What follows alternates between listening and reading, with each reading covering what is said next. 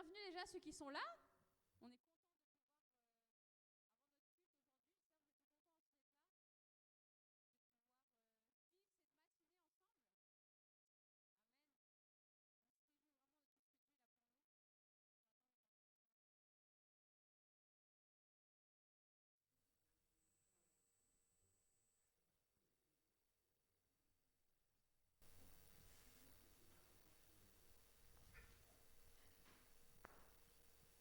Bonjour à tous et bienvenue pour notre live de ce matin, pour notre culte en direct. C'est une joie de pouvoir être ensemble dans la maison de notre Dieu.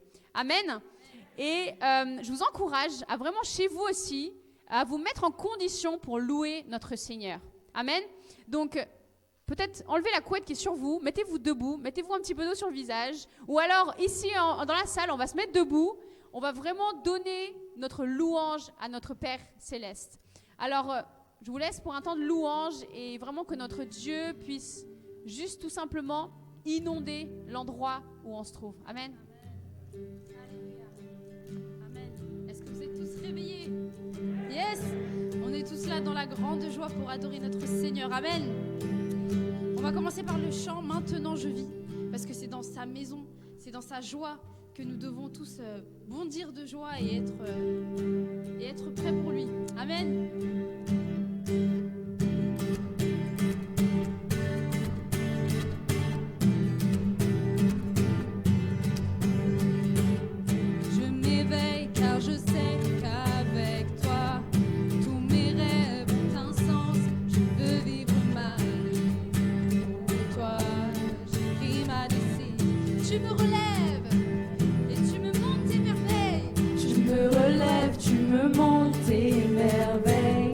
Jamais jeune en ton amour, car tu m'as libéré. Oh Dieu, aucun moment n'est perdu. Vois le soleil percer les ténèbres, noir et blanc, maintenant se change en couleur. Mon sauveur, oui tu fais toutes choses nouvelles.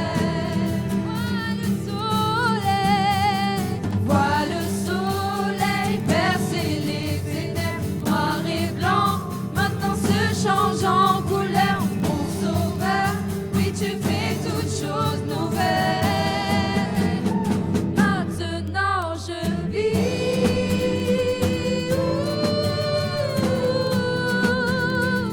maintenant je vis, tu guides mes pas Seigneur, tu guides mes pas, tu es là près de moi. L'amour m'a guéri, il n'y a rien comme vivre avec toi. C'est cette vie que tu m'offres, je choisis. Vois le soleil percer les ténèbres, noir et blanc, maintenant se change en couleur. Mon sauveur, oui tu fais toutes choses nouvelles.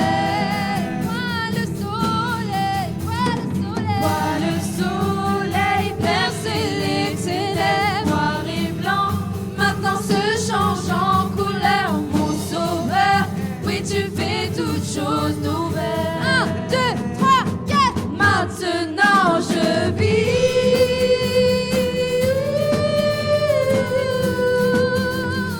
Maintenant je vis.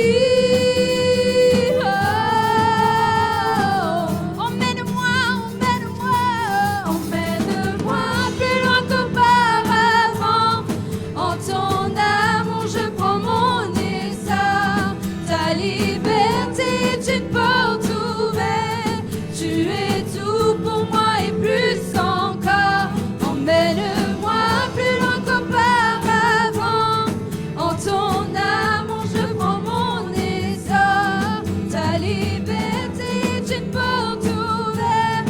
Tu es tout pour moi et je veux plus encore. Je veux plus encore. Je veux plus encore. Je veux plus encore. Je veux plus encore. Je veux plus encore. Je veux plus encore. Je veux plus encore. Je veux plus encore. Je veux plus encore.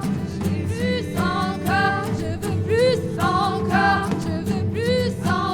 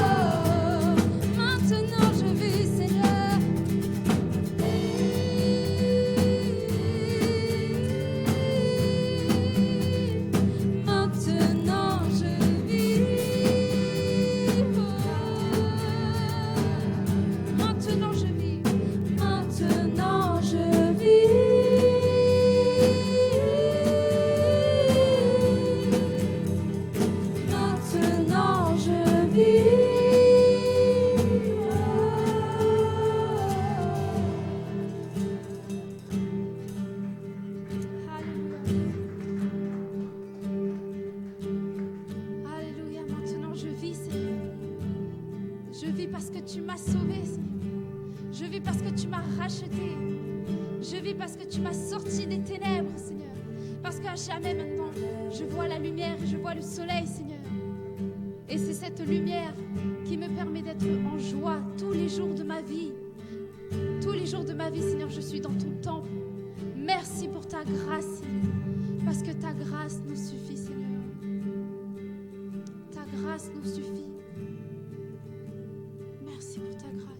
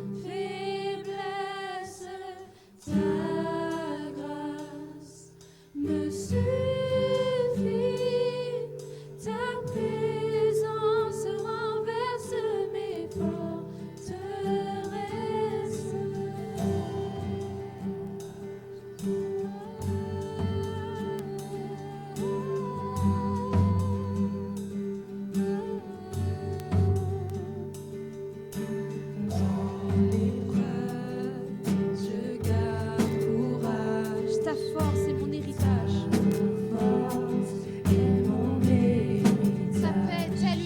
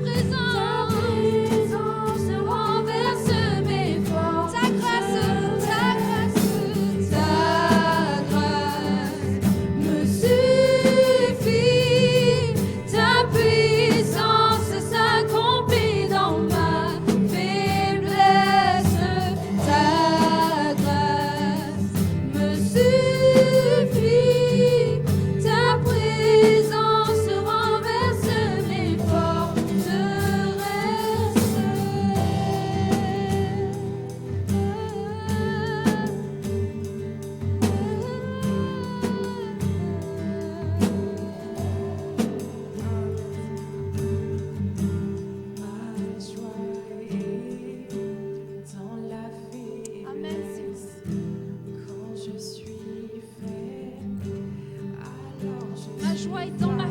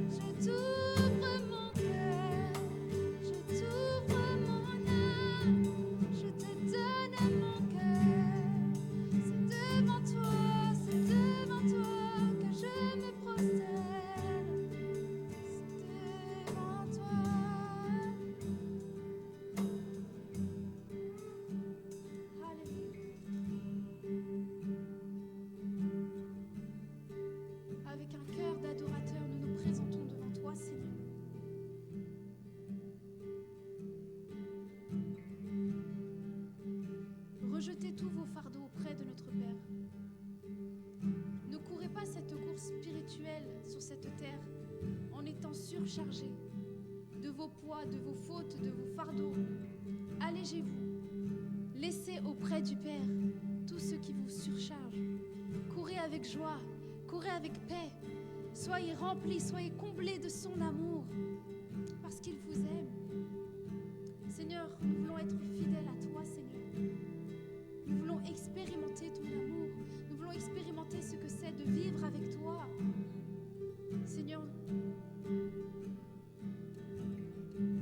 nous voulons dépendre de toi. Dépendons de lui.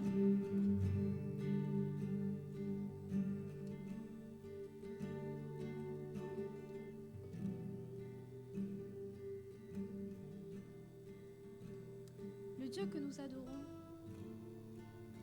est un Dieu qui fait des miracles. Amen. Il nous guérit, il nous protège et en tout temps, il est toujours là. Il est toujours présent à nos côtés.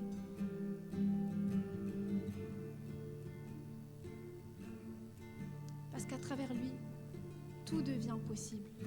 L'impossible devient possible. Ce en quoi on n'espère plus, il nous donne l'espoir. Il fait renaître en nous cette flamme. Il fait renaître en nous ce que nous avons enfoui tout au profond de notre cœur. Déchargez-vous de tout cela. Acceptez que Jésus vous tende la main. Acceptez sa main. Acceptez qu'il soit au contrôle de votre vie.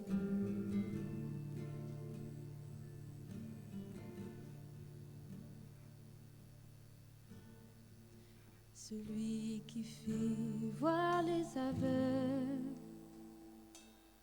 est présent ici devant moi, présent ici devant moi. Celui qui fait entendre les sourds fait disparaître toutes mes craintes, fait disparaître. Oui, je crois en toi, Seigneur. Oui, je crois en toi. Oui, je crois en toi. Tu es le Dieu de miracles. Ah, oui, je crois, Seigneur. Oui, je crois en toi. Alléluia. Oui, Mettons je notre crois confiance et notre foi en toi, Seigneur. Tu es le Dieu de miracles. Celui qui peut faire l'impossible. Celui qui peut faire l'impossible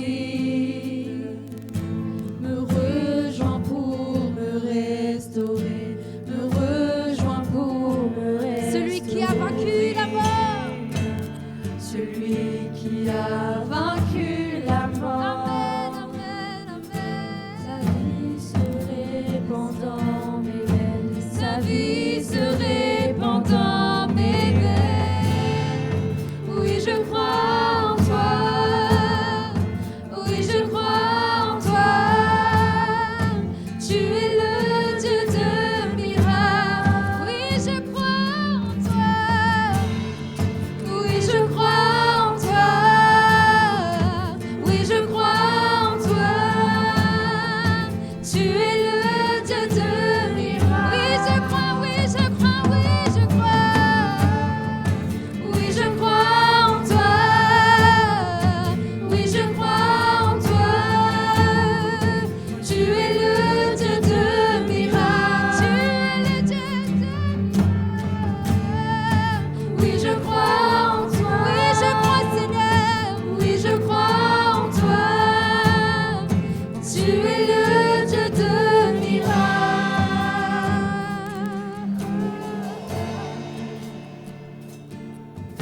Seigneur, nous croyons en toi, Seigneur.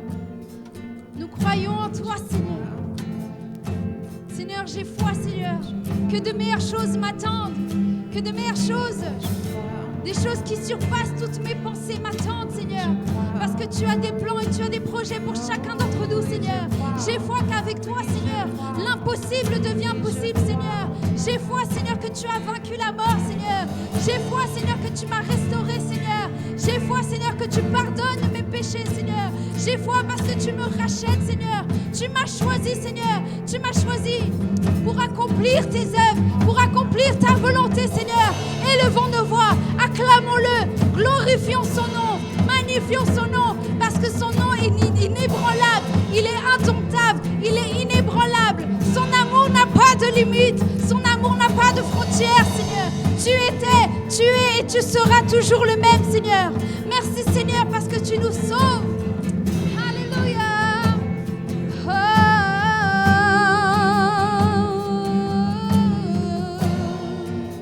Le Dieu qui était, qui vient, la puissance du ressuscité, le Dieu qui redonne la vie, le Dieu qui redonne la vie. Tu es le Dieu des miracles. Est-ce que vous le croyez? Il est le Dieu des miracles. Le Dieu des miracles. Le Dieu qui était et qui vient. Le Dieu qui était, qui vient. La puissance du ressuscité. La puissance du ressuscité. Le Dieu qui redonne la vie. Le Dieu qui redonne la vie. Il est le Dieu de miracles. Tu es le Dieu de miracles. Le Dieu qui était et qui vient. Le Dieu qui était et qui vient. La puissance du ressuscité. Alléluia. Le Dieu qui redonne la vie. Tu es le Dieu de miracles. Tu es le Dieu de miracles. Tu es le Dieu de miracles. Tu es le Dieu de miracles.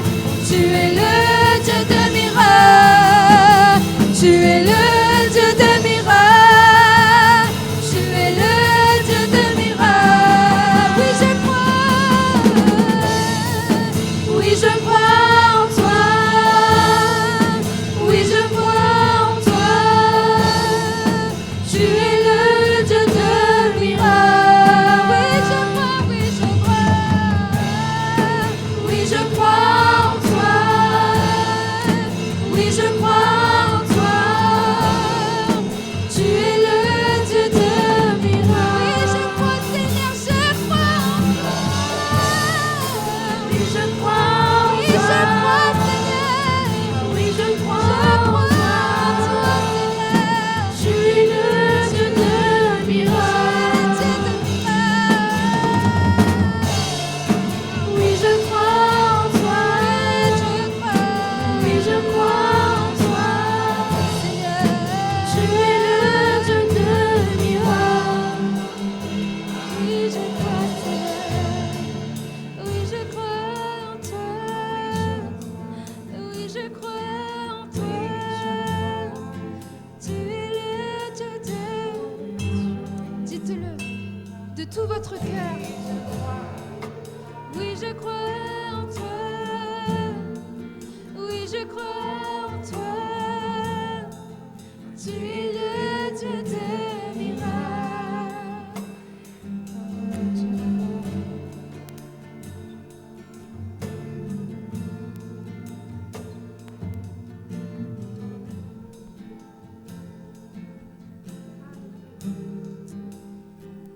Wow, wow, wow. Qu'il est bon d'être dans la maison de notre Dieu ce matin et de déclarer que nous croyons en lui. Amen. Et vous savez, parfois, il est bon de le dire. Il est bon de dire, oui, je crois en toi. Oui, j'ai fait ce choix un jour de te suivre. Je crois en toi. Je crois que tu es encore capable de faire des miracles aujourd'hui. Je crois que tu es encore capable de m'emmener plus loin aujourd'hui. Je crois que dans les derniers jours de cette année 2020 qui reste, je suis capable de voir encore, Seigneur, des choses s'accomplir. Amen. Alléluia. Qu'il est bon d'être dans la maison de notre Dieu. Je vous invite à prendre place ici et à chez vous prendre un temps. On va passer à la Sainte Seine aujourd'hui.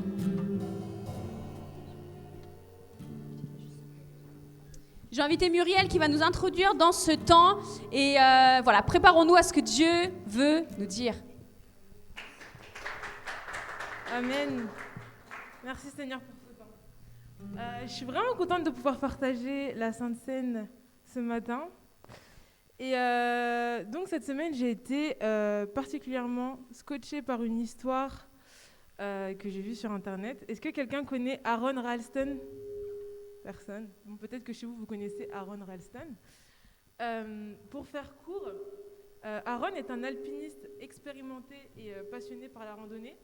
Et en avril 2003, il s'aventure dans le canyon de l'Utah aux États-Unis. Donc les canyons, en fait, c'est des sortes de vallées très profondes où s'écoule l'eau. Je pense qu'il y a une image juste ici, voilà, ça ressemble à ça. Et à un moment, il voulait remonter justement à la surface de ce canyon, mais il est tombé. Et dans sa chute, il y a un énorme rocher qui est tombé sur sa main, qui s'est écrasé contre la paroi du canyon. Et je vais éviter les détails, mais il va rester bloqué pendant 5 nuits et 6 jours. Et il n'a pas eu d'autre choix que de s'amputer lui-même.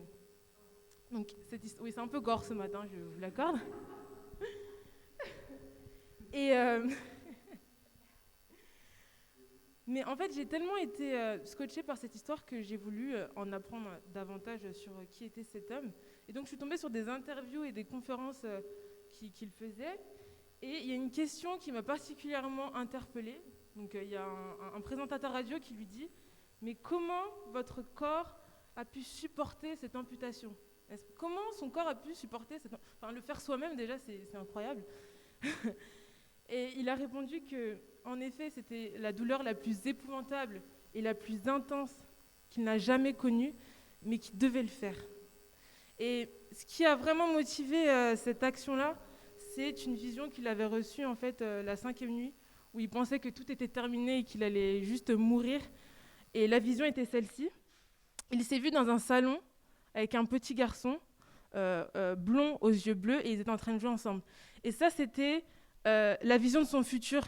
Et c'est vraiment ça qui l'a motivé à faire cet acte, en fait. Et il finit l'interview en disant que dans la vie, on rencontre des moments de douleur et de souffrance, mais qu'il y a des choses plus grandes et plus importantes que la souffrance. Et j'ai vraiment envie de vous dire qu'au-delà de la souffrance que Jésus a vécue, les clous qui se sont enfoncés dans ses mains, au-delà de tout ça, en fait, Jésus voyait la possibilité de pouvoir renouer cette relation qu'il désirait depuis le début avec chacun d'entre nous. Nous sommes les êtres les plus importants aux yeux de Dieu. Nous comptons le plus pour lui, excusez-moi. Et donc, notre liberté, ta liberté, ma liberté, valait ses souffrances. Renouer cette relation qui désirait depuis le début, valait ses souffrances.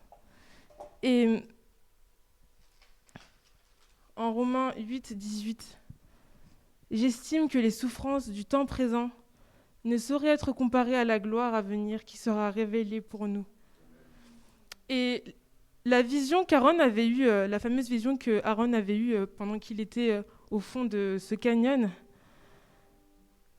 c'est avéré vrai parce que 1 an plus tard, il a effectivement eu un fils aux yeux bleus et blonds. Et aujourd'hui, il dit qu'il serait prêt à se couper l'autre bras pour être auprès de son fils. Et je pense que c'est pareil. C'est pareil, Jésus, en fait, c'est un aperçu de ce que... C'est plutôt une image de l'amour profond que Dieu a envers chacun de nous. Excusez-moi, je suis un petit peu émue. Je pense qu'il serait prêt à souffrir à nouveau, se sacrifier, à passer par cette souffrance pour toujours être auprès de nous. Est-ce qu'on peut juste prendre un temps pour réaliser la profondeur et l'ampleur de son amour ? Amen. Merci Jésus pour cet amour, Seigneur, qui dépasse notre compréhension, Seigneur. Merci. Fais-nous le réaliser à nouveau ce matin, Seigneur. Que notre liberté, Seigneur, était tout ce que tu voulais en venant sur cette terre. Amen.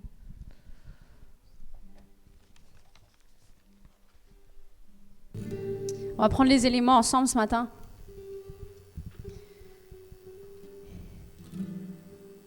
Et on va se rappeler de cet amour si grand de notre Seigneur qui qui l'a amené à traverser toute cette souffrance pour nous, ses enfants, qui l'aiment.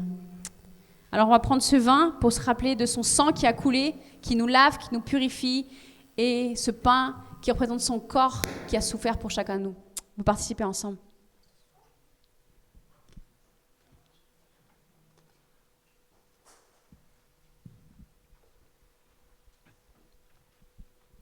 Amen. Merci mon Dieu. Merci pour ton sacrifice à la croix. Merci parce que tu t'es donné en pensant à nous, par amour pour nous. Que, en voyant toute cette souffrance qui était devant toi, tu l'as affrontée, tu l'as traversée parce que tu savais que derrière tout ça, on allait être réunis avec toi grâce à toi. Et aujourd'hui, on peut accéder à ta présence ce matin, à ta présence, à ton amour, parce que tu t'es donné pour nous. Parce que tu es celui qui nous connaît le mieux, qui voit en nous nos forces, mais qui voit aussi en nous nos faiblesses. Et malgré tout ça, tu t'es dit, je vais me donner pour eux. Je vais me donner ma vie pour que malgré dans toutes ces faiblesses, dans tous ces échecs que mes enfants vont vivre, je veux les sauver. Je veux accéder à eux, je veux avoir ce lien avec eux qui ne va être perturbé par rien. Et ce matin, on veut juste te remercier pour cela. Et on se rappelle de ton sacrifice.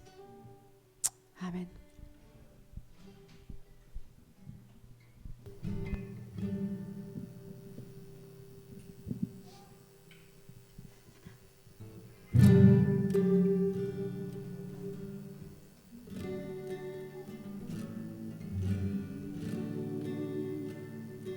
Dieu est puissant, il est juste et grand, il peut tout accomplir, plus grand que nos pensées, plus grand que nos désirs. Il a fait de grandes choses, élevé, il a vaincu la mort. Oui, il vit, mon Dieu est puissant. En son nom, j'ai la victoire. Le Seigneur, mon Dieu est puissant. Dieu vit en nous. Dieu vit en nous. Il est parmi nous. Il ouvre la voie. Plus grand que nos attentes, plus grand que nos espoirs. Il a fait de grandes choses. Élevé, il a vaincu la mort. Oui, il vit, mon Dieu est puissant. En son nom, j'ai la victoire. Le Seigneur, mon Dieu est puissant. Élevé, il a vaincu la mort. Oui, il vit, mon Dieu est puissant. En son nom seul, j'ai la En son victoire. nom, j'ai la victoire. Le Seigneur, Le Seigneur, mon Dieu est puissant. Dieu est ici, sa grâce vit en nous. Est ici. Sa grâce nous conduit. Il ne s'éloigne jamais. Il ne s'éloigne jamais. Dieu est pour nous. Ses bras sont ouverts. Ses bras sont ouverts. Il nous tient dans sa Il nous main. tient dans sa main. Yes, Il nous tient dans sa Dieu est là, il est présent parmi nous. Dieu est ici. Sa grâce, Sa grâce nous il ne s'éloigne jamais. Il ne s'éloigne jamais. Il ne s'éloigne jamais. Dieu est pour nous. Dieu est pour nous. Ses bras sont ouverts. Il nous tient dans sa main. Il nous tient dans sa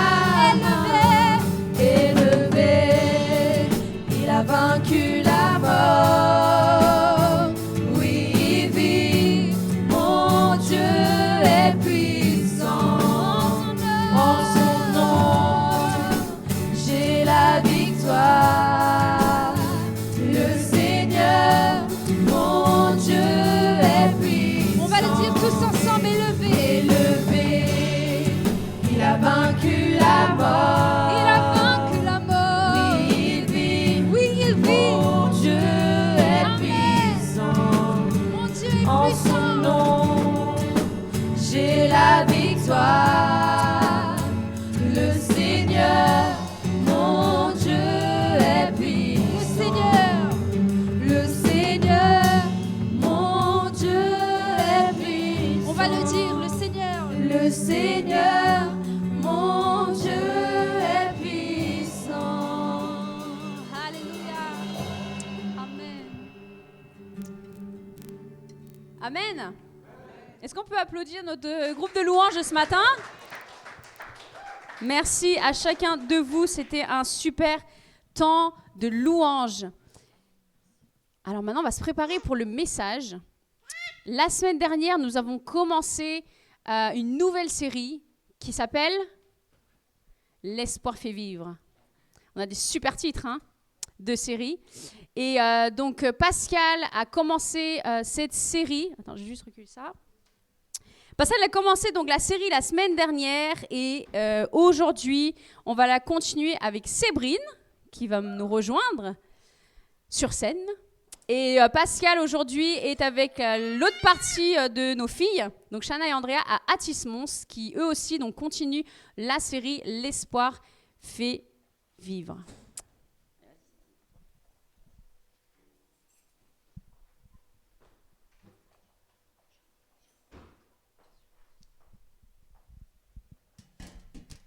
Est-ce que vous allez bien? Ah, je trouve que vous êtes plutôt en forme ce matin. Et à la maison, vous allez bien? Je vous ai moins bien entendu, je ne sais pas trop pourquoi, mais est-ce que vous allez bien à la maison? Oui. Alors moi ce matin, je dois dire, je suis quand même un peu, même pas un peu, je suis particulièrement émue ce matin parce que quand je suis arrivée ici et que j'ai vu cette jeune fille qui faisait la louange, ça m'a mis un coup de vieux. Parce que Myriam, je l'ai vue arriver dans notre église, je ne sais pas, je pense qu'elle devait avoir 3-4 ans, quelque chose comme ça. Je l'ai eue à l'école du dimanche et on ne s'est pas vu depuis des années. Et là, je la vois rayonnante, à fond pour les seigneurs et pas seulement ça, mais aussi en voyant que Dieu a mis sur elle une onction particulière pour l'adoration. Et ça, c'est vraiment, c'est juste réjouissant. Et vraiment, ça m'a fait beaucoup de bien ce matin de la voir et de voir ce que le Seigneur fait. Et ça m'a rappelé justement ce passage des évangiles. Enseigne l'enfant. Vous connaissez ce verset? Pendant qu'il est jeune. Et lorsqu'il grandira. Exactement. Et je crois que ce matin, c'est un témoignage, ça doit nous booster, ça doit vous booster, vous qui travaillez parmi les enfants, parmi les jeunes, que vous ne travaillez pas en vain. Wouh! Et en plus, le Seigneur est avec vous. Alors, je vais arriver au sujet. Ce matin, c'est quand j'ai perdu l'espoir. Et j'aimerais aussi vous dire que, en préparant cette prédication, j'ai perdu l'espoir. C'était grave de chez grave.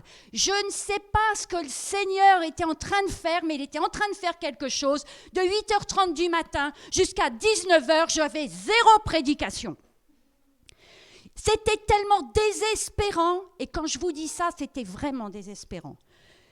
Et je vous livre mon cœur, j'ai chialé comme une madeleine. Je me suis dit, mais Seigneur, tu fais quoi là? Chercher des histoires. Je commençais. Non, c'est pas ça. Oh, purée, ça fait 45 minutes que je suis dessus. Et ça a été comme ça pendant 3-4 histoires différentes de la Bible, jusqu'à ce que je me rende compte que le Seigneur, il voulait pas que je prenne ce genre d'histoire.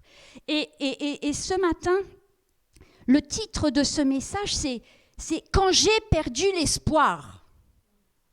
Alors peut-être que ça vous fait une sorte d'électrochoc parce que peut-être que vous êtes à la maison, là, devant votre écran, ou ici ce matin, alors que vous êtes exactement dans cette situation où vous vous dites « Moi, j'ai perdu l'espoir ». Mais j'aime bien ce titre parce que perdre l'espoir, ça ne veut pas dire qu'on ne va pas le retrouver. Je ne sais pas si vous êtes déjà arrivé de perdre quelque chose. Moi, je peux vous dire, ça m'est arrivé plein de fois. Et quand ça arrive, on met tout en œuvre pour se souvenir de tout ce qu'on a pu faire avant qu'on se rende compte qu'on a perdu quelque chose. On remonte dans le temps, on refait tout un tracé, tout un chemin, jusqu'à ce qu'on se souvienne. Mais oui, c'était bien ça. C'est là que j'ai perdu ce que je cherche maintenant. Et j'y retourne et je le retrouve.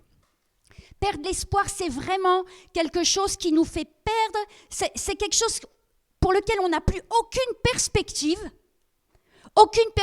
dans ce en quoi on croyait pouvoir changer ou arriver, ou se transformer. C'est ça, perdre l'espoir.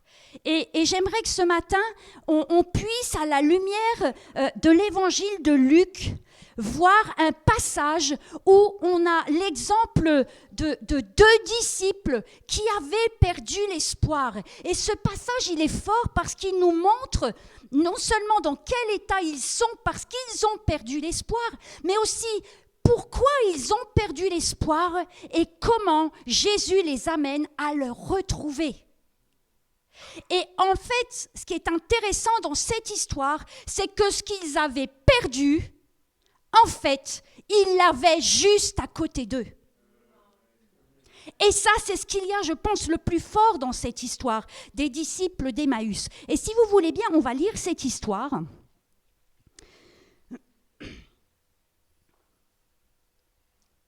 Pas beaucoup de lumière, en fait. Alors, Luc chapitre 24, verset 13. Et voici ce même jour, 2 disciples allaient à un village nommé Emmaüs, éloigné de Jérusalem de 60 stades. Et ils s'entretenaient de tout ce qui s'était passé. Pendant qu'ils parlaient et discutaient, Jésus s'approcha et fit route avec eux. Mais leurs yeux étaient empêchés de le reconnaître. Il leur dit « De quoi vous entretenez-vous en marchant ?» Et ils s'arrêtèrent, l'air attristé.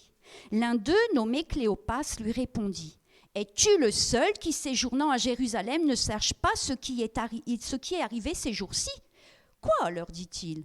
Et ils lui répondirent « Ce qui est arrivé au sujet de Jésus de Nazareth, qui était un prophète puissant en œuvre et en parole devant Dieu et devant tout le peuple, et comment les principaux sacrificateurs et nos magistrats l'ont livré pour le faire condamner à mort et l'ont crucifié.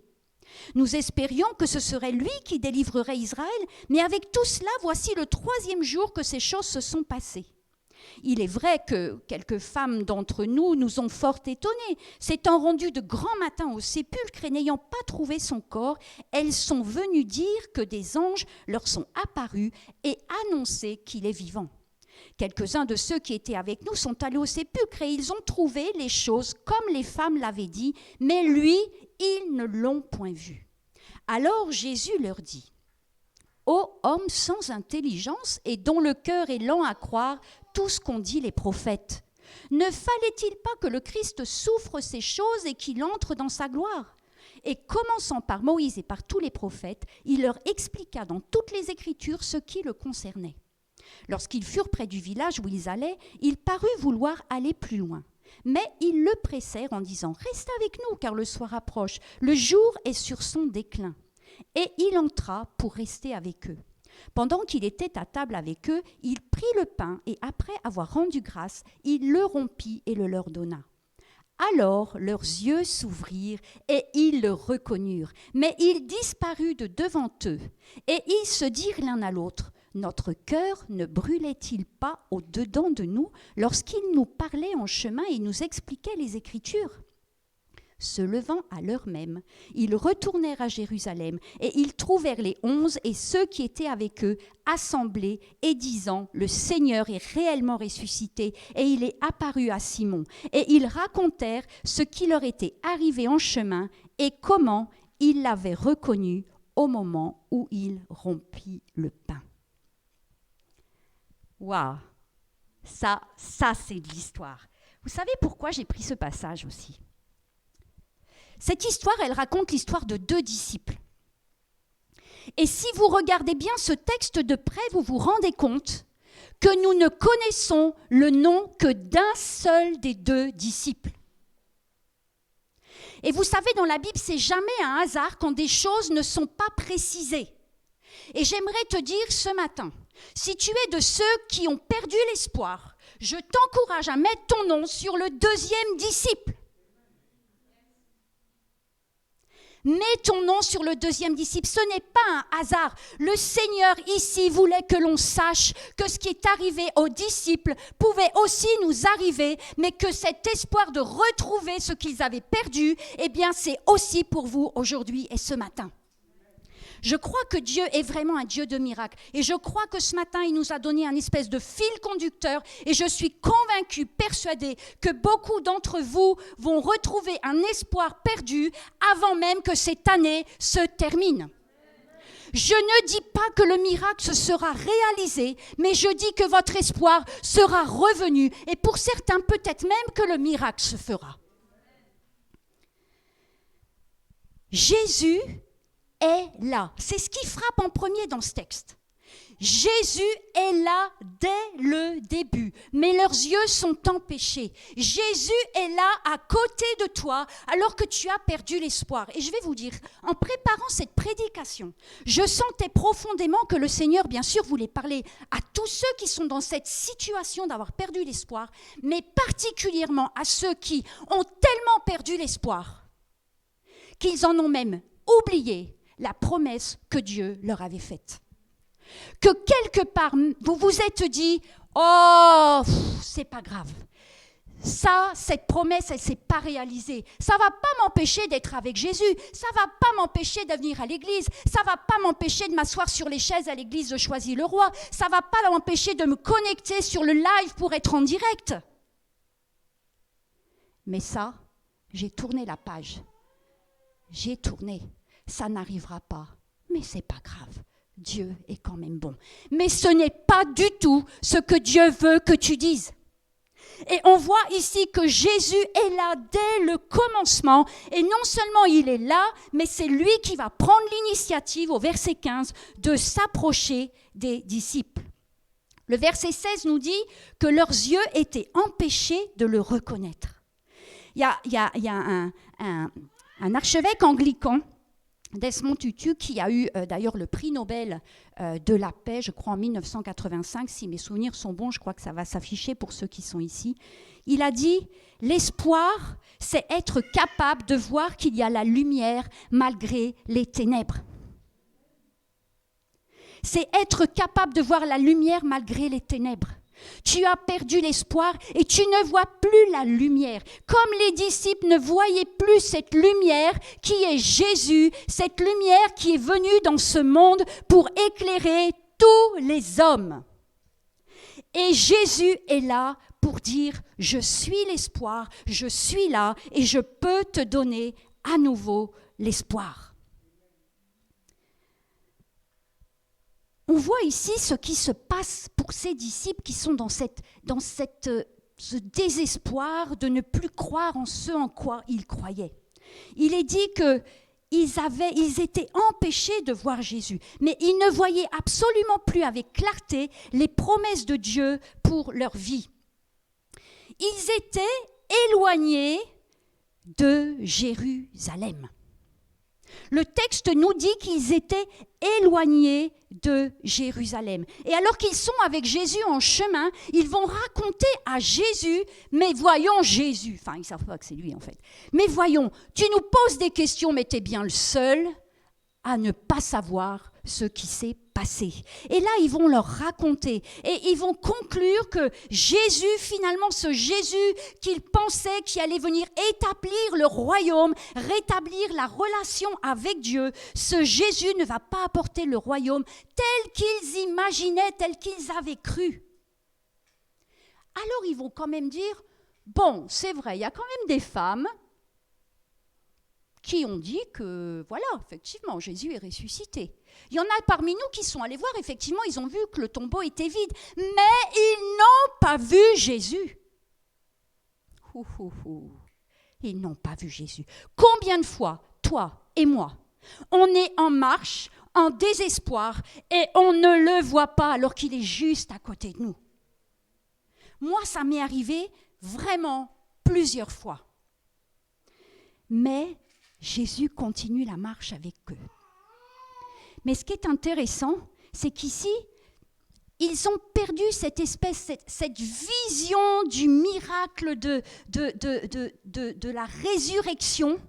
Ils ont perdu cette vision-là, cette promesse-là, et ils vont juste résumer Jésus en étant un gentil petit prophète. Qui est Jésus pour toi? Est-ce que c'est seulement celui qui t'amène le salut? Ou c'est aussi celui, comme nous l'avons chanté ce matin, un Dieu de miracles, un Dieu de résurrection? Comment définis-tu Jésus aujourd'hui dans ta vie? Quand on perd l'espoir, on descend, on réduit l'identité de Jésus, on réduit la puissance de Dieu dans notre vie. Et il est dit que leur cœur était triste. C'était tellement une déception, et c'est tellement une déception pour nous aussi lorsque nous sommes dans une attente que nous ne voyons pas arriver, parfois depuis tellement longtemps. C'est tellement une déception qu'on peut, comme les disciples, tout à coup avoir le visage sombre. Et c'est bien ce que dit aussi le Proverbe 15, verset 13. Quand le cœur est triste, l'esprit est abattu. Je suis persuadée que beaucoup de vos proches, quand je parle de vos proches, vos très proches, voient tout de suite quand vous êtes triste. Ça se voit sur le visage.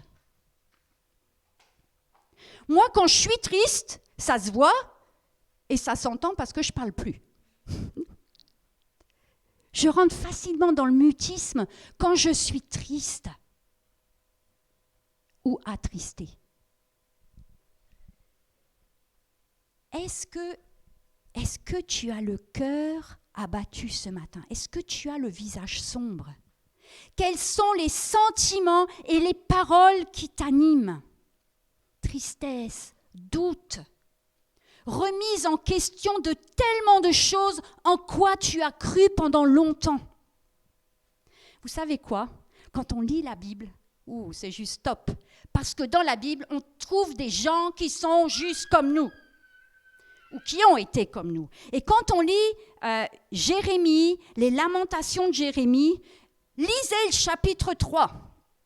Pas la peine de regarder un film qui fait peur ou qui rend triste. Hein. Vous lisez le chapitre 3 des lamentations de Jérémie, et là, vous avez tout ce qu'il faut pour pleurer. Prenez la boîte de mouchoirs. Hein. C'est une catastrophe, ce chapitre 3. Jérémie est en train de se lamenter. Il est au fond du gouffre, et pire que le gouffre. Lisez le psaume 13, verset 1. « Jusqu'à quand, Éternel, m'oublieras-tu sans cesse? Jusqu'à quand me cacheras-tu ta face ?» Vous n'avez jamais dit ça au Seigneur? Seigneur, ça va durer encore combien de temps? C'est quand que ça s'arrête?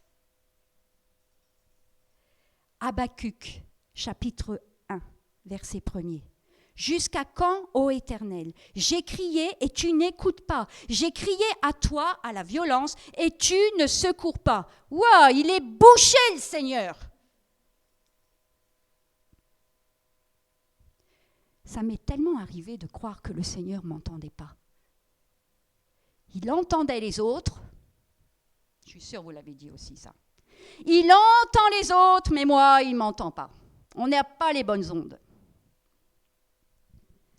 Mais je vais vous dire, pour chacun d'eux, pour Jérémie, pour David, pour Habakkuk, dans leur détresse, eh bien le Seigneur n'avait pas dit son dernier mot. Et ce matin, le Seigneur veut te dire, je n'ai pas dit le dernier mot. Je ne l'ai pas dit. Peut-être toi tu le dis, mais moi je te dis, je n'ai pas dit le dernier mot. Et ce que j'aime aussi dans ce texte, c'est que Jésus, on le voit non seulement qu'il est là, présent à côté d'eux, mais il va tout faire pour chercher à établir et rétablir une communication. Et c'est ce que Jésus va faire aussi avec toi. Et j'aime bien cette question de Jésus. De quoi vous parliez? De quoi parliez-vous en chemin? Je crois que Jésus ce matin, il est là juste à côté de toi. Et il s'est approché et il est en train de te dire, ouvre grand tes oreilles s'il te plaît. Il est en train de te dire, de quoi es-tu en train de parler sur ce chemin de désespoir dans lequel tu te trouves depuis un certain temps? Que prononces-tu sur ce chemin? Quelles sont tes paroles? C'est fini, ça n'arrivera pas. Je me suis trompée. C'est pour les autres. Certainement, je ne le sers pas assez bien, c'est pour ça qu'il ne répond pas à ma prière. Finalement, je ne suis pas si importante. Finalement, je ne suis pas aussi douée.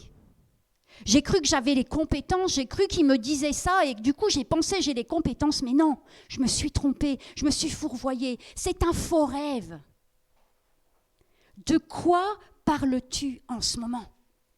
Dans tes temps de réflexion, dans tes temps de tristesse, dans ces moments où tu sens que tu es tellement avec un visage sombre, dans ces temps où tu es chez toi devant ton canapé ou sur ton fauteuil ou dans ta chambre ou dans ton lieu de prière et où tu pleures et où tu te lamentes, le Seigneur te demande, de quoi parles-tu? Ils étaient empêchés de voir Jésus. Il y a une vraie raison et une très bonne raison à cela. Le texte nous dit qu'ils étaient en route vers le village d'Emmaüs, qui est à l'opposé de Jérusalem. Ils s'étaient tout simplement éloignés du lieu de la résurrection. Ils se sont détournés de la promesse. Ils ont tourné le dos à ce qui avait été dit, à ce lieu, à cet endroit. Et il y a une partie de la promesse qui s'est réalisée. Jésus est mort sur la croix. Jésus a souffert. La promesse était en train de se réaliser et ils sont partis avant qu'elle se réalise complètement. Mais c'est même pire que ça. Parce qu'au moment où ils sont partis, la promesse s'était entièrement réalisée, le tombeau était vide. Mais ils n'y ont pas cru.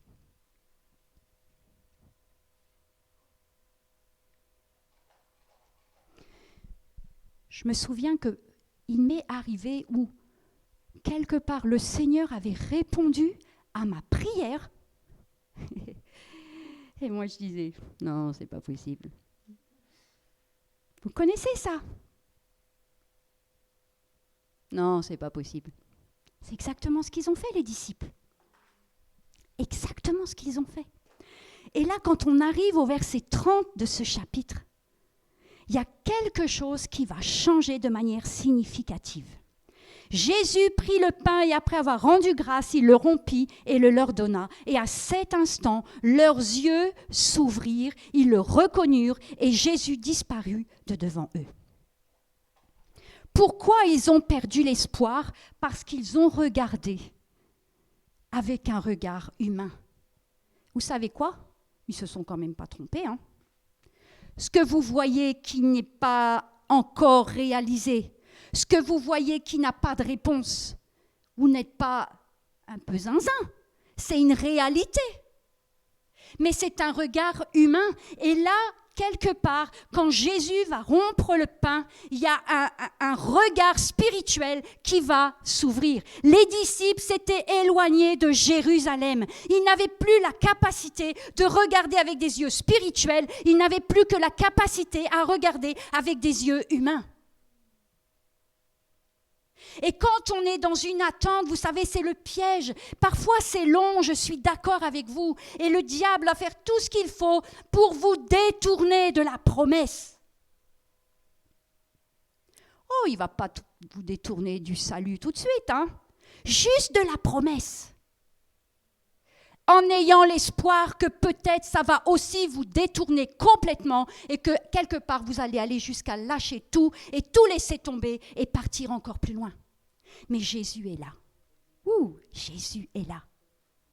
Et ce qui est vraiment très fort, juste alors qu'ils ont les yeux qui s'ouvrent et qui comprennent que celui qui était juste à côté d'eux, c'était bien Jésus, il est dit dans ce texte au verset 33, « Ils se levèrent à l'heure même et retournèrent à Jérusalem, et ils retrouvèrent les 11 et ceux qui étaient avec eux ensemble. » Et là, quand Jésus leur ouvre les yeux, sans avoir rien dit, quelque part, il leur trace le chemin où il faut retourner là où ils ont perdu.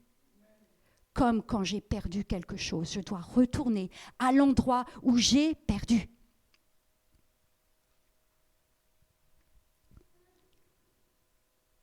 Jésus leur montre le chemin.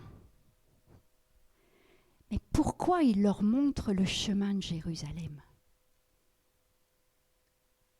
Pourquoi c'était nécessaire qu'ils retournent à Jérusalem ?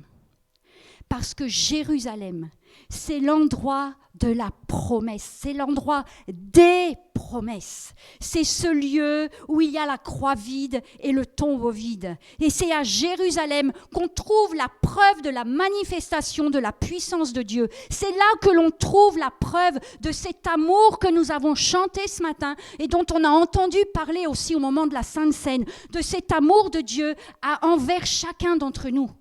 C'est à Jérusalem qu'on le retrouve. C'est là qu'on trouve la preuve de la victoire, de la lumière sur les ténèbres. La victoire de la lumière sur les ténèbres, de la vie sur la mort. Et c'est à Jérusalem que j'expérimente ce verset 5 du psaume 23 que vous connaissez tous. Dieu dresse devant moi une table en face de mes adversaires. Il oint d'huile ma tête et ma coupe déborde. Jérusalem, c'est l'endroit qui nous montre qu'il y a un roi qui a dressé une table pour moi pour toujours. Et quand je suis à cette table, l'ennemi ne peut rien contre moi. Mais il ne me demande pas seulement de m'asseoir à la table, mais aussi de manger les mets qu'il a posés sur cette table.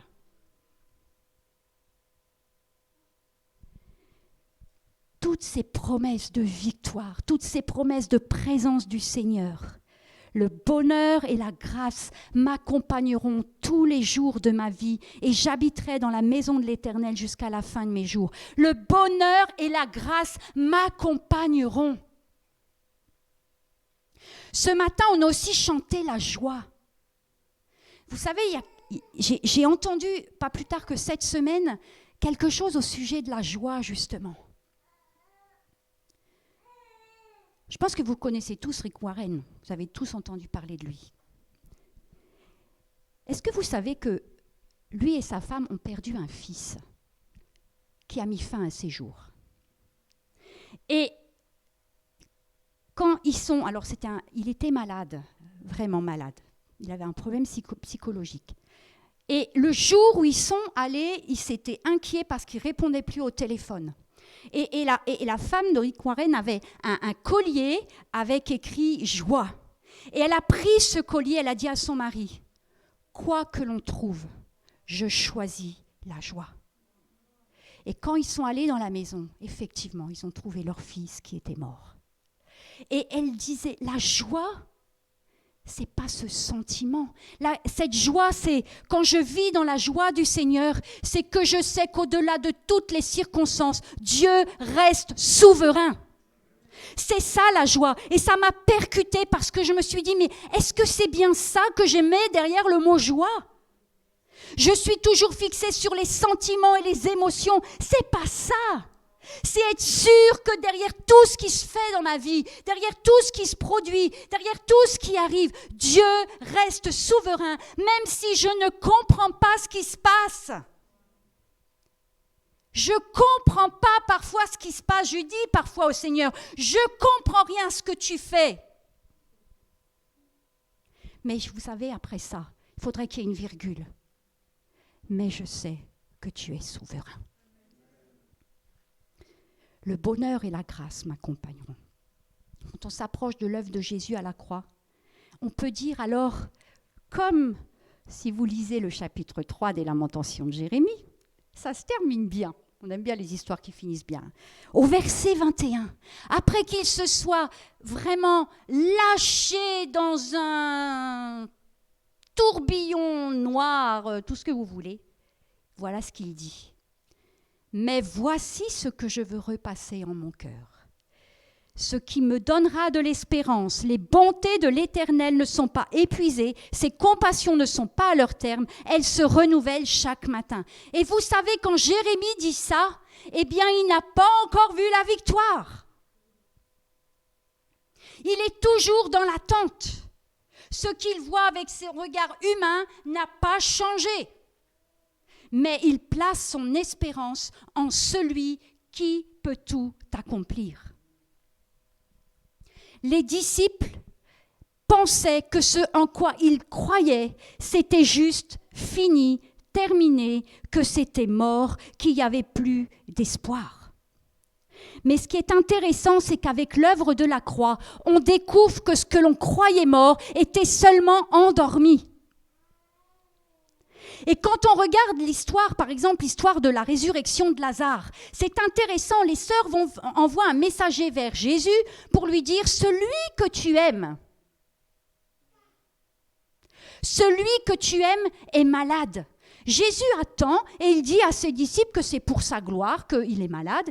Et quelques jours après, 3 jours après, il dit à ses disciples « Mon ami Lazare dort, il faut que j'aille le réveiller. » Waouh, Jésus est en train de dire ce matin « Tu dors, mais je vais venir te réveiller. Je vais venir te réveiller. » Et on trouve cette histoire au chapitre 11 du livre de Jean. Vous pourrez le lire si vous voulez. Tu penses peut-être que c'est juste terminé, que c'est mort. Mais Jésus a un plan de résurrection. Ce que toi, tu vois mort, lui, il le voit endormi. Il va te réveiller, mais pour toi, ça va être une résurrection. Jésus, il va faire plus que ce que tu imagines. Il veut faire plus que ce que tu imagines. On a parfois de la peine à l'imaginer d'ailleurs, n'est-ce pas?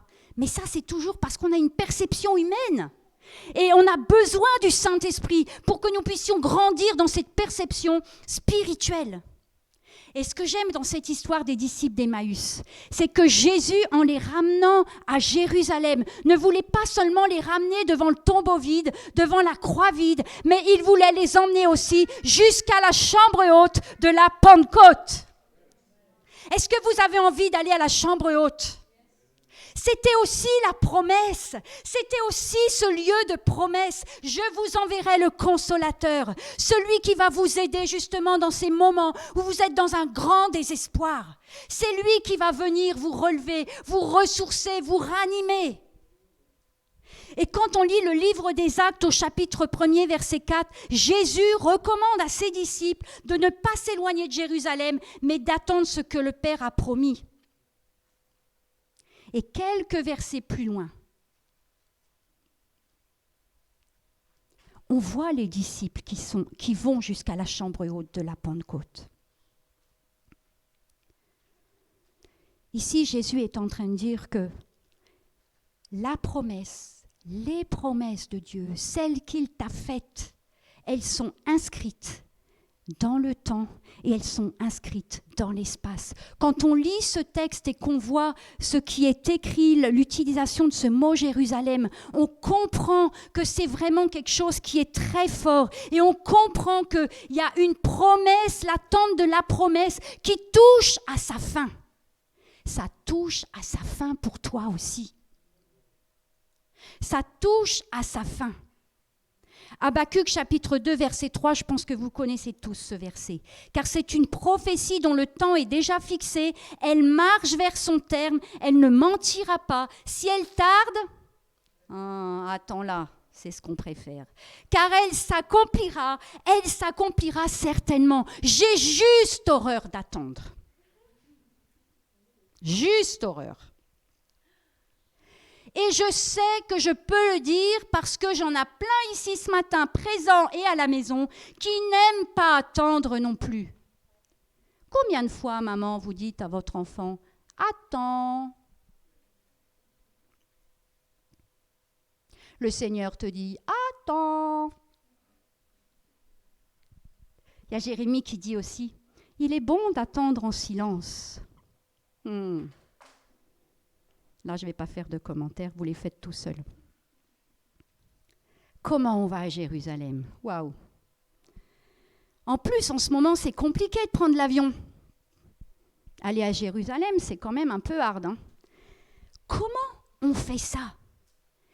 Quand Jésus dit de retourner à Jérusalem, vous savez ce qu'il est en train de dire? Il est en train de dire, retourne près du cœur de Dieu. Et on n'a pas besoin de billets d'avion pour ça. On n'a pas besoin de billets d'avion. Et quand on reprend le livre des Actes au verset 13, il est dit que quand ils furent arrivés, les disciples, quand ils furent arrivés, ils montèrent dans la chambre haute où ils se trouvaient d'ordinaire. Vous savez ce qui est intéressant, c'est que Jésus ne les envoie pas quelque part dans un endroit qui leur est inconnu. Il les envoie à l'endroit où ils se trouvaient d'ordinaire. Et quand on lit le livre d'Habakkuk au chapitre 2, alors que nous avons lu tout à l'heure que Habakkuk disait « Mais Seigneur, c'est quand que tu réponds ?»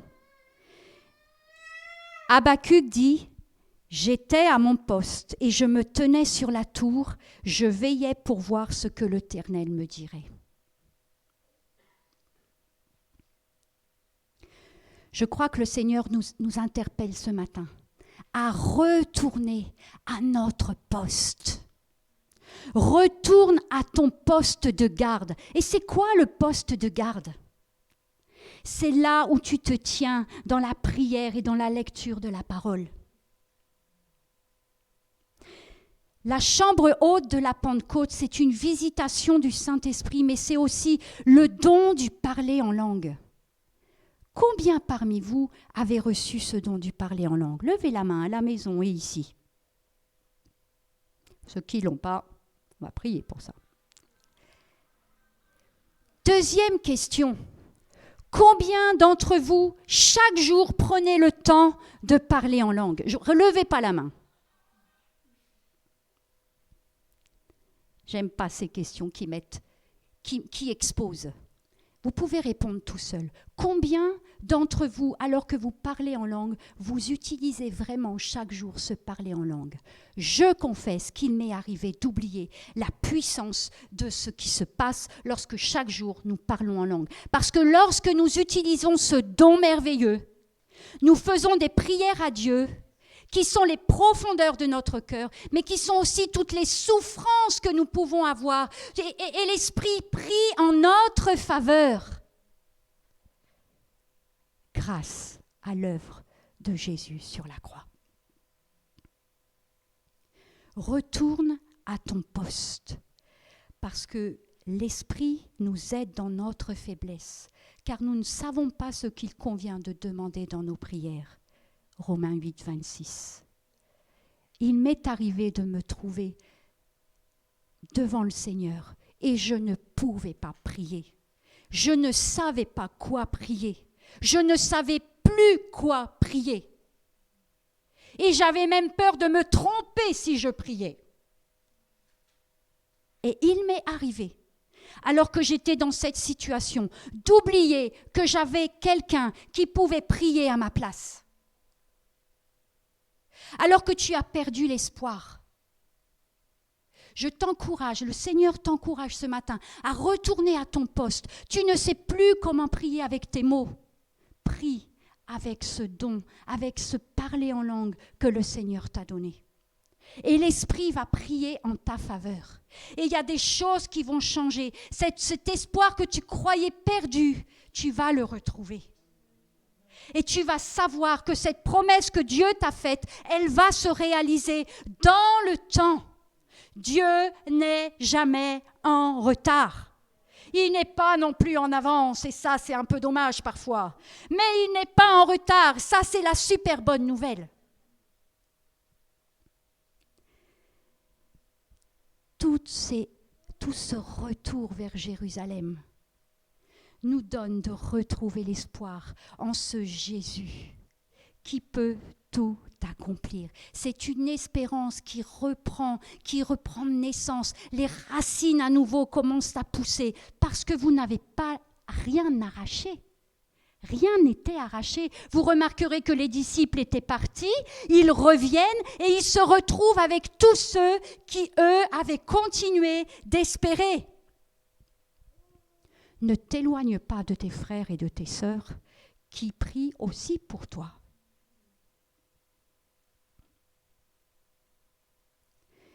J'aime bien ce passage de Lazare, parce que quand Jésus arrive pour ressusciter Lazare, il dit « roulez la pierre ». Lazare était mort depuis plusieurs jours. C'était juste du délire le plus total, ce que Jésus demandait de faire là. Mais ce qui est intéressant, c'est que malgré tout, il y en a quand même qui ont obéi à la parole de Jésus. Ils auraient pu dire, d'abord Jésus, je te signale que cette pierre, elle pèse des tonnes. Et je pense que tu n'as pas l'idée de comment on a transpiré pour mettre cette pierre devant le tombeau. Et en plus, pour nous, si on pousse la pierre, c'est l'asphyxie certaine. Mais il n'empêche que la pierre, elle devait être roulée pour que la lumière puisse pénétrer dans le tombeau. C'est quoi cette pierre? C'est quoi ces personnes qui poussent la pierre? C'est pas Lazare qui a poussé la pierre, vous remarquerez ça. Jésus, ce matin, il est en train de te parler à travers un message. Quelque part, ce message est en train de rouler la pierre. Les personnes qui t'ont encouragé régulièrement, ils étaient en train de rouler la pierre. Et chaque petit encouragement que tu reçois comme ça, c'est un peu plus la pierre qui bouge. Et déjà la lumière qui commence à poindre. Je t'encourage vraiment ce matin à retourner à ton poste, à te souvenir de tout ce que tu as pu entendre, qui t'ont interpellé et que tu as balayé. Tous ces clins d'œil, ces clins d'yeux, comme je les appelle, qu'il t'a envoyés, que tu as entendus, que tu t'es dit « Ah !» Oh, pouf, c'est passé. Prends un temps devant le Seigneur, note-les, et le Saint-Esprit va te les rappeler. Et c'est comme une feuille de route qui va se reconstruire, comme un GPS. Et alors que le groupe de louanges va venir nous rejoindre maintenant, j'aimerais vous lire ce verset dans Hébreux 6, verset 19. Lorsque tu retournes à ton poste,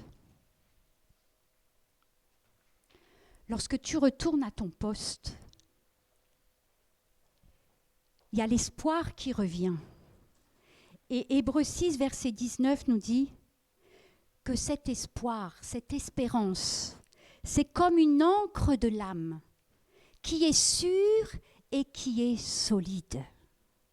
Et cette espérance-là, celle que tu retrouves lorsque tu retournes à ton poste comme Habakkuk, elle va permettre à Dieu d'accomplir le miracle que tu attends. Mais il est nécessaire pour toi de continuer de dire, alors que tu retournes à ton poste, de répéter au Seigneur, « Oui, je crois en toi. » Et c'est ce que nous allons chanter maintenant. « Oui, je crois en toi. Tu es le Dieu des miracles. Tu es ce Dieu qui a envoyé ton Fils Jésus pour qu'il meure à la croix. Et la plus grande preuve d'amour envers moi, c'est bien celle-là. Oui, je crois en toi. Et ce matin, je renouvelle avec toi cette confiance, cette espérance, ce que je croyais perdu, ce que je croyais mort, je dis non, ce n'est pas mort, c'est juste un sommeil et tu vas le réveiller et plus encore, tu vas ressusciter quelque chose dont je n'ai même pas connaissance. Alors nous allons chanter ce chant, oui je crois en toi. Je vais vous inviter, si vous êtes à la maison ou ici, que vous sentez que le Seigneur est en train de vous parler, pas seulement en train, que depuis le début, il vous parle. Alors que vous savez que vous êtes dans cette situation où vous avez tellement perdu espoir. Toi qui as perdu espoir depuis des années, tellement perdu espoir que tu as même oublié la promesse que Dieu t'avait faite. Ce matin, tu peux te lever et en signe, c'est le signe pour toi de dire Seigneur, oui, d'accord. D'accord, je reviens vers Jérusalem. Je veux me placer à nouveau à mon poste. Oui, je crois en toi. Pardon de m'être éloigné de Jérusalem. Oui, je crois en toi. Pardon, Seigneur. Oui, je crois en Pardon toi. de m'être laissé avoir avec ce que je voyais avec mon regard humain.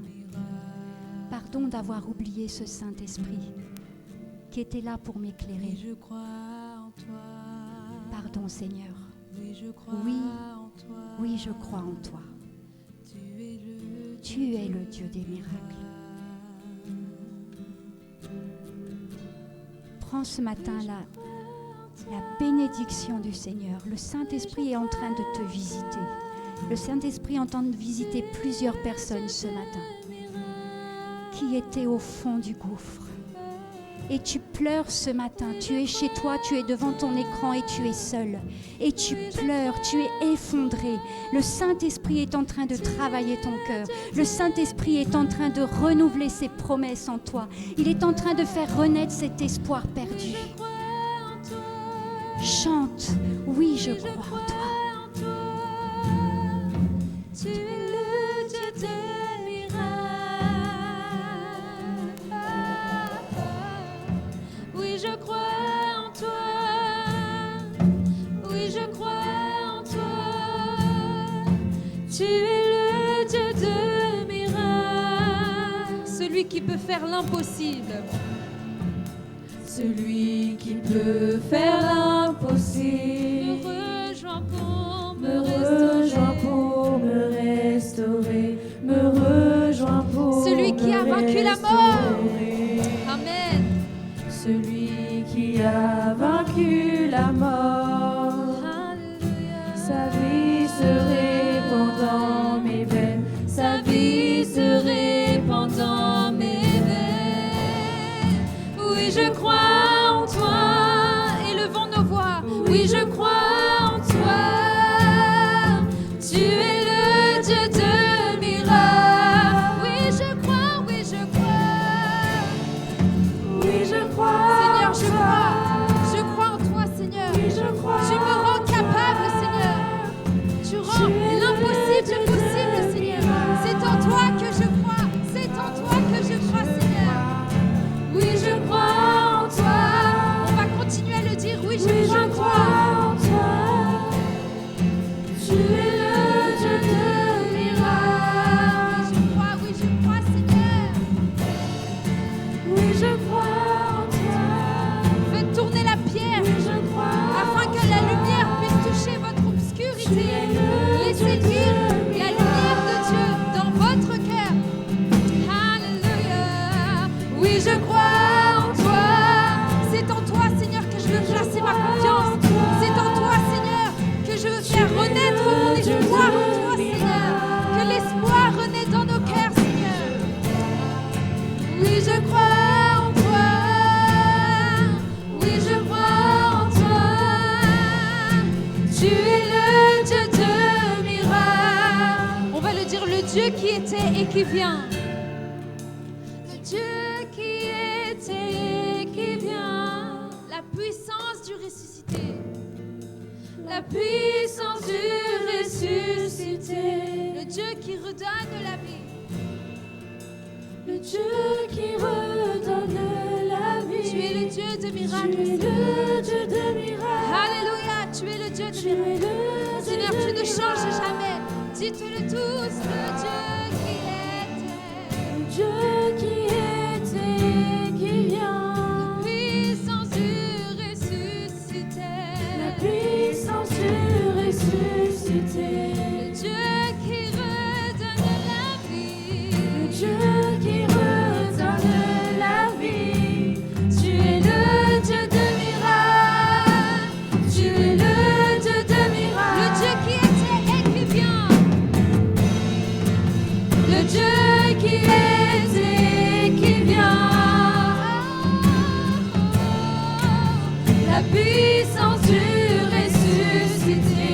Tu nous redonnes la vie. Le Dieu qui redonne la vie.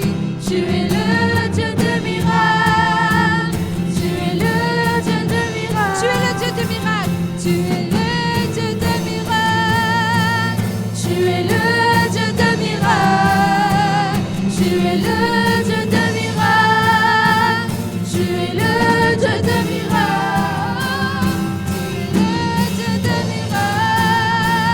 Tu es le Dieu de miracles. Tu es le Dieu de miracles. Tu es le Dieu de miracles. Oui, je crois en toi. Oui, je crois en toi. Tu es le Dieu de miracles. Oui, je crois, oui, je crois, oui, je crois. Oui, je crois en toi. Oui, je crois en toi. Toi, Seigneur. Tu es le Dieu de miracles. Oui, je crois en toi. Oui, je crois en toi. Tu es le Dieu de miracles. Ah, oui, je crois en toi. C'est en toi Oui, seul. je crois en toi. C'est en toi seul que je veux croire. Tu es le Dieu de miracles.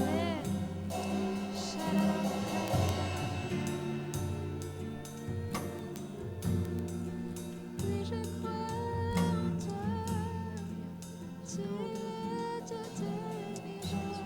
Nous croyons en toi, Seigneur, et nous le déclarons ce matin. Merci pour ta parole ce matin qui a été semée dans nos cœurs. Merci pour ce temps de louange aussi dans lequel on peut juste se tourner vers toi et connecter avec toi et laisser juste la musique parler au travers de nous, une louange s'élever à toi, Seigneur.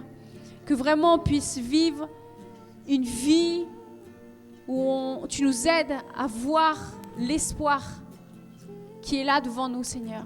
Tu nous aides à voir les miracles qui sont devant nous. Tu nous aides à voir chaque clin d'œil que tu nous fais au quotidien, Seigneur, qui nous amène encore plus vers toi, Père. Amen. Amen. On a passé un bon temps ensemble. Et c'est vraiment chouette de pouvoir nous retrouver à nouveau aussi en présentiel dans notre église. Donc n'oubliez pas que vous pouvez réserver votre place pour dimanche prochain par email égliseimagine94@gmail.com, nous rejoindre donc en présentiel ici la semaine prochaine. Et sinon tous nos cultes aussi sont en live à 10h. Et voilà, juste quelques petites annonces pour terminer notre culte d'aujourd'hui. En sortant, vous pouvez trouver des bannettes pour donner vos dîmes et vos offrandes. Et si vous êtes en ligne avec nous aujourd'hui, vous pouvez faire des virements bancaires ou envoyer un chèque à l'adresse de notre église. Voilà, n'hésitez pas à nous contacter, on pourra vous donner toutes les informations directement. Voilà, toute l'actualité de l'église se trouve aussi sur les réseaux sociaux, Instagram et Facebook, donc suivez-nous. Et puis, comme ça, vous n'allez rien rater de tout ce qui se passe. La semaine prochaine, nous sommes le 20 décembre et on a notre spectacle de Noël. Alors, cette année, ça va être un peu spécial, vu que cette année est spéciale. On va se réunir ici pour suivre en direct notre spectacle de Noël qui est préparé par toute notre équipe créative qui... franchement, ils sont à fond. Vous allez voir, vous allez découvrir tout ce qui est en train de se préparer dans l'ombre. Et puis, donc ça va être dimanche prochain. Vous pouvez suivre depuis chez vous à 10h en ligne ou sinon venir ici. On va le regarder ensemble et nous réjouir aussi de célébrer la naissance de notre Sauveur. Amen. Donc on va se terminer en louant notre Dieu et puis on se retrouve la semaine prochaine.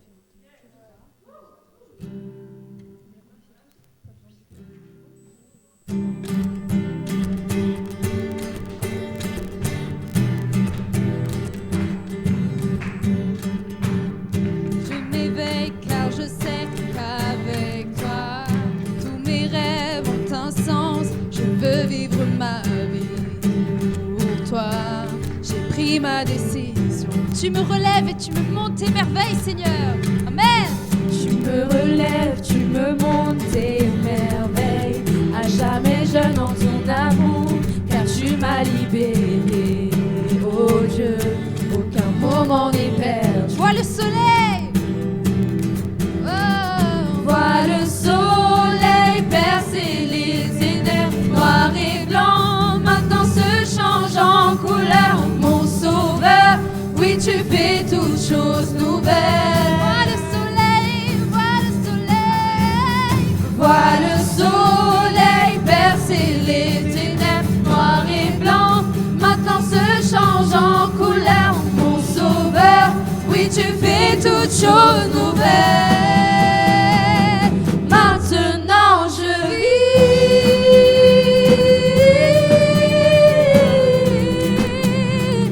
Maintenant je vis.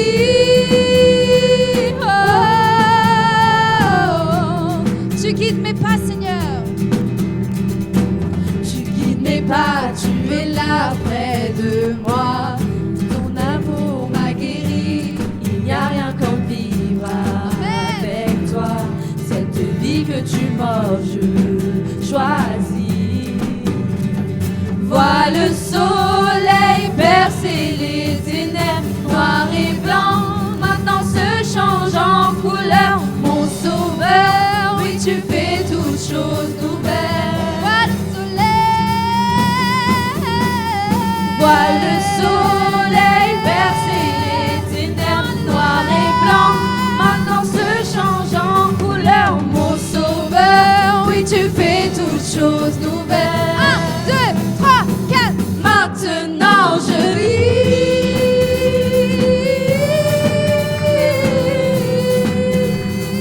Maintenant je vis. Oh, Emmène-moi, emmène-moi. emmène-moi plus loin qu'auparavant. En ton amour je prends mon essor. Ta liberté est une porte ouverte.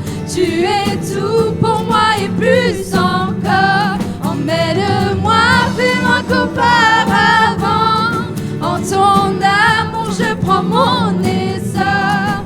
Ta liberté est une porte ouverte. Tu es tout pour moi. On va le dire plus encore. Je veux plus encore. Je veux plus encore. Je veux plus encore. Je veux plus encore. Je veux plus encore. Je veux plus encore. Je veux plus encore. Je veux plus encore. Je veux plus encore. Je veux plus encore. Je veux plus encore. Je veux plus encore.